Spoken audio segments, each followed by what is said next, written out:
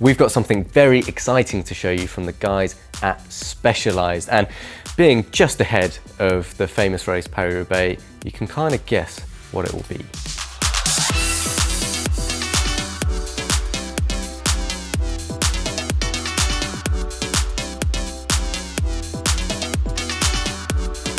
Yes, that's right. We've got the brand new Specialized Roubaix here behind us. As you can see, it's a beautiful bike, and we are going to give you the lowdown on all the key specs that make up this new bike for 2019. It is a very impressive machine, and Specialized wanted to shake what had become a kind of sticking point for them, that people were calling it a bit of a slow bike and perhaps a sportive bike. And this does away with all of that, as you shall see.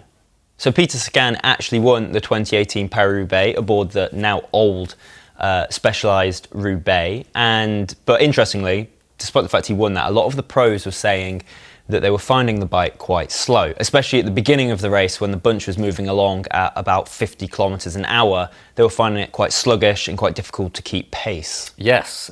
And so the experts at Specialized decided to look at the data of the race and compared the old Roubaix, the likes of Sagan riding it, with the tarmac at the time, which is the new SL6, and they did indeed find it was much slower. So the guys went back to the drawing board and sort of started again with the Roubaix, because thinking back to when the older Roubaix was first launched, they hadn't had the new SL6 come in. The Venge was sort of the old kind of concept of aerodynamics with sort of like elongated tubes and so on and so forth. But Specialized have really gone for narrow tubing and kind of changed the structure of what bikes should be and how they react in the wind tunnel as well. They have, well, they certainly moved all of their bikes a lot closer together. And as you can see behind us, the Roubaix now looks a lot like the tarmac, which looks a lot like the Venge. So they've kind of completed the trio, really. The holy trinity of Specialized bikes have moved that bit closer together. But they did that, or they were able to do that, I should say, because of their free foil library, which is something I've spoken about at length on both the Venge and we mentioned it on the tarmac as well, which was basically where the aerodynamicists at Specialized were able to pull together a library, effectively, of tube shapes that are the fastest and the most aerodynamic. All I have in my head is the Jedi Temple right now of Chris Yu just going through all the scripts of all the bikes that have gone past to choose the perfect tube shapes. All of them floating around. And he's just like picking them out of the air. But what it does mean is it means that the down tube has been shrunken down, the bottom bracket has been shrunken down, and it kind of mirrors the exact same design changes that both that the tarmac brought in and that the Venge then built on. Yeah, so headline figures for aerodynamics and its efficiency. Apparently, this bike, the 2019 Roubaix, compared to the 2018 Roubaix, is 14 seconds faster over 40 kilometers. So we're looking at their blurb in the PR stuff. They were saying that the pros are doing around 50k an hour in the early stages of Roubaix, so we're assuming it's around that sort of speed. But that's quite a good chunk of time at a fast pace, of course. But it is a saving. It is a saving, probably not a pace that us mere mortals would be able to get up to, but for people like Peter Sagan, it will be a huge saving for them.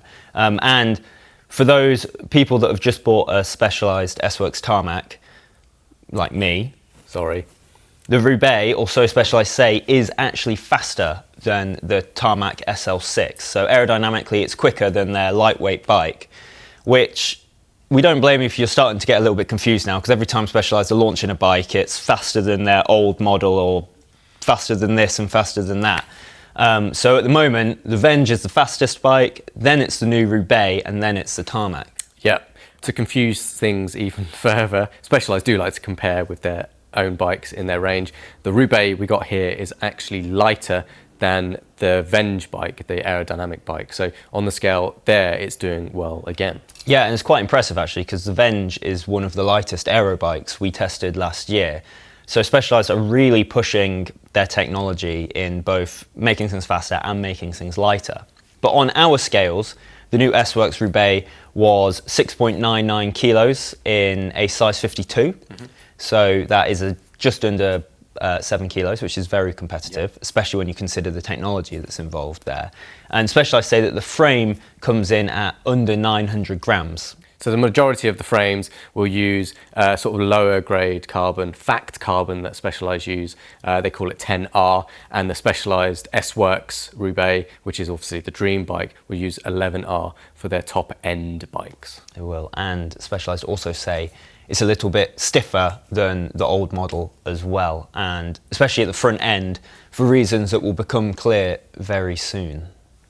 So the previous launch of the Roubaix was, a shock to us all with the Future Shock. It was a great bit of technology that they added to the front end of the bike to give some softness to the ride. And note, they have not got rid of it for the latest version of the Roubaix. It's just harder to see. And I think they've done a great job at kind of hiding that system and really making that sort of more performance looking. No, it's not integrated, but they've done a very good job at hiding it with something they call a smooth boot. Which is quite an interesting term. It's a bit out there for the cycling world. I think it's hilarious. But I like it a lot. But yes. It's not all about appearance. No. Specialized would be very keen to point out, I'm sure, that this is a very tech-heavy front end on this bike. So the Experts, the Pro and the S-Works model are now all hydraulic. So on the old model, that was just a spring in there, which was progressive, ramped up towards the end. Now it actually works a lot more like a mountain bike suspension fork, where both compression and rebound are adjusted on top by a dial which clicks effectively, and there's a series of places you can put it, which does mean you can lock it out. Great. Which is what a lot of the pro riders wanted, because whilst suspension is brilliant on the cobbles, it's not exactly what you want when you're going into a sprint on normal tarmac. So now it's very easy to adjust. You just spin the top bit and you can lock it out one way, and you can get like a series of adjustments throughout depending on how much progression you want through the front end. Yes, so you'll get the hydraulic system through the bikes from Expert, Pro and S-Works level, down at the lower end of the scale, around 2,000, £2,500. Around the comp and sport area, you'll get this progressive spring like you did in the previous version. So both versions giving you up to about 20 millimeter of spring or squishiness. Or it's quite significant. If you stand and push the handlebars in on that, it does move a lot in the most open setting. It does. Yeah. So continuing with the comfort theme, which partly the Roubaix is still about, at the rear you still get the CGR seat post, which is brand new for this year and has had quite a dramatic, aesthetically pleasing update, shall we say. Yeah, you may remember that the last CGR seat post had, well, it was a seat post and then it kind of had a point in it that stuck out like that. And it was really comfortable. It had a great spring and compliance to it, but some might say it probably wasn't the most aesthetically pleasing. No. But it has been redesigned. There is now a D-shaped seat post, which adds compliance to the rear end, although it obviously can't match the front end. So there's always going to be that kind of trade-off between the front end going up and down and the rear end remaining pretty stiff, because you can make carbon compliant, but you can only make it so compliant because after all, it's a pretty sophisticated performance material. Yeah. But this new CGR seat post matches the same level of compliance and flex than the old funnily shaped seat post of the previous Roubaix and the previous CGR seat post. So that is quite a sort of technical, feature. It is. They've done really well with that. And if you ride a tarmac or you ride a Venge, and you think, I want a bit more compliance in this, you can actually put one of these new seat posts in the tarmac and the Venge that is compatible across all three bikes. Brilliant. Now, I'm sure a lot of people are thinking, why don't Specialized incorporate some sort of Future Shock type thing on the seat post? And it's a good point, especially now that they're using hydraulic dampers. You'd think that's kind of quite sophisticated, like you see on a mountain bike. But Specialized did say they tried it, as I'm sure they probably did, and they found that it negated the performance benefits of the bike too much. I think the quote is, it was like falling through a trap door. Yeah. Which is not what you want. I'm sure Sagan doesn't want that when he's trying to race to win Paris-Roubaix. So, and there was a lot about how it brought riders out of their best. You go to all of this work to get a bike fit, basically, and then you put a spring in the seat post and that changes that completely. So it wasn't to be. No.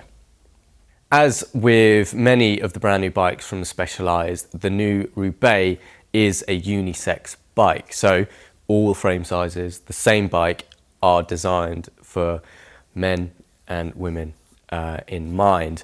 So that means we have a sad farewell to the Roubaix, which will be no longer available.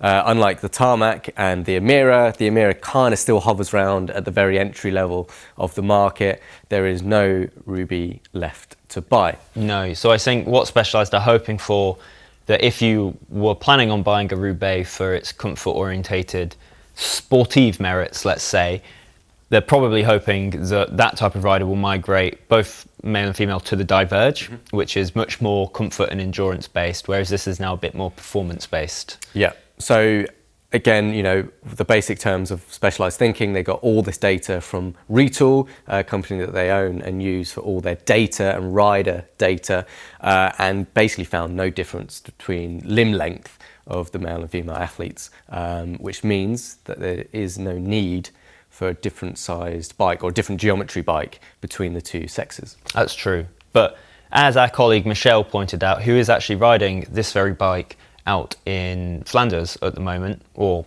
Flanders Roubaix area, cobbles, effectively. All the cobbles. What Specialized aren't doing is they aren't speccing their smaller bikes, so the sizes go from a 44 to a 64, which is a huge spread. They're not speccing their sizes in the 40 effectively with women's touch points anymore. So you're not getting female handlebars with a narrower width. We're not quite sure why they've decided to do that, but it probably will be a bit of a frustration for female riders who don't want to ride with a very wide bar. Yeah, it doesn't really make sense. I mean, that is kind of the key element here. The points you want to change are saddles and handlebars usually, for smaller riders, should we say. You know, I think it adds that little bit of, you know, restriction and friction when purchasing a bike if you're then asking to swap out a set of handlebars, which bike shops will be happy to do with the Specialized bike. But, you know, smaller frames should come with smaller contact patches, i.e. saddles, handlebars, etc. It is, yeah. It is important to note, though, that bike shops that stock Specialized bikes, because you can't actually buy this bike online, you can only buy it through dealerships. They will swap bars free of charge for anybody that wants to change them. So I guess that is helpful, but it's not quite as easy as if walking into a bike shop and buying a bike that's already ready for you and your size. Yeah. So the Roubaix's geometry is pretty standard between 44 and 64 centimetre frames. You know, for a 52 centimetre bike, it's around 20 millimetres higher than your equivalent Tarmac race bike, which is quite substantial. It does mean it is an endurance bike, but with those race credentials of being stiffer, lighter and more aero than the previous version. But stack is kind of dependable on how you set up your future shock and how much actual sort of squidgy suspension you've got compared to someone else. So it can vary a little bit. It can. And interestingly, with the Roubaix, Specialized have actually also introduced a second geometry type called team geometry, which, as you might expect, is better suited to the pros. It's probably what they were asking for from a performance bike. And it ties back quite neatly with their aero claims, where majority of a bike's drag is going to come from the rider that sits on it. So, 80%. Exactly. If you can change that position, then you can probably quite drastically reduce that drag coming from that person, which is kind of what the team geometry is trying to do. It pulls them into a slightly lower position on the bike and makes them more aerodynamic. So in a size 53, 57 and 59, you can get that team geometry. So they're quite interesting sizes, really. And they overlap with a size 54, 56 and 58 Tarmac, where they will share the same stack and reach. Yeah, so if you're smaller or taller than those sizes, then unfortunately you don't have a team edition geometry to choose from. You can probably try and work out which Specialized riders fit in that, yeah, which would be all of them, I guess. Yes. So yes. It's for the pros mainly. So if you're lucky and you fit into those categories, good for you. Yeah. So the old Roubaix was quite well known for being a great ride, actually. We rated it very highly here at Cycling Weekly because it's very stable. It's got very long wheelbase, it's got wide tyres, and it has the future shock thing that means when you go around corners, you basically compress into them, which has loads of grip, so it was really good fun. And that all stays the same. This bike has a really long wheelbase. It comes with 28mm tyres, but can accommodate up to 33 if you do want to go as wide as possible. And it's got future shock again, so we would expect it to probably have a very similar handling feel to it. And that kind of proves the Roubaix sort of versatility. Specialized are very keen to say, yes, it's very fast and capable performance bike, but doesn't necessarily mean you have to do all the same roads and same routes as always. If you do want to mix and match, especially with that wide 33mm tyre, then you can do that as well. Yeah, it opens a lot of doors, really. So aesthetically speaking, we kind of see a few different bikes of the past heading into the latest Specialized S-Works Roubaix. I kind of think that head tube looks a bit like the SL5 head tube. I don't know about you. Yeah, it does, and the way it kind of bends onto the top tube out of it reminds me of that quite a lot. But the down tube and the seat tube are quite clearly, or they're very similar to the Tarmac SL6, except that little aero fin is what Specialized are calling it. Yeah, so we saw pictures of this bike quite early on and we're like, what's that? What is that little box thing at the back? We kind of thought it was a future shock kind of style thing at the rear. Obviously not, but Specialized claim it to be kind of like an aero sort of efficiency gain with a little fin at the back. But it does beg the question, if that's aero, why was it not on the Venge? You know, that kind of, maybe they developed it later and they put it on this, but it'd be interesting to find out a bit more about that, I think. So, models and pricing. The Roubaix is available as a frame set only for £3,400. But at the cheapest end, at the lowest end, you can get it in sport model with Shimano 105 for £2,600.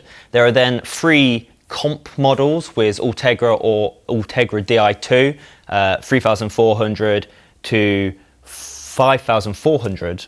Sorry, for the Di2 model. You do. And then you start working your way up to the business end, starting with the Pro, which kind of follows the same mantra as the rest of the range. So Pro being one below S-Works model, and you get the brand new SRAM Force ETAP for £6,400. And then from there, you get the three S-Works models, a Di2 with no power at £9,000, S-Works Ready Tap with power at 9.5, and then you get the Di2 with power Sagan collection at a whopping £10,000. It's very much in line with the rest of their bikes at that top end, really, isn't it? It is. But what an amazing collection.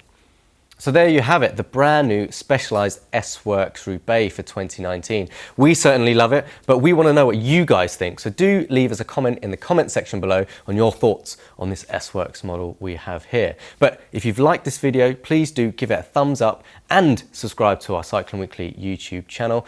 But I guess until next time, we'll see you then.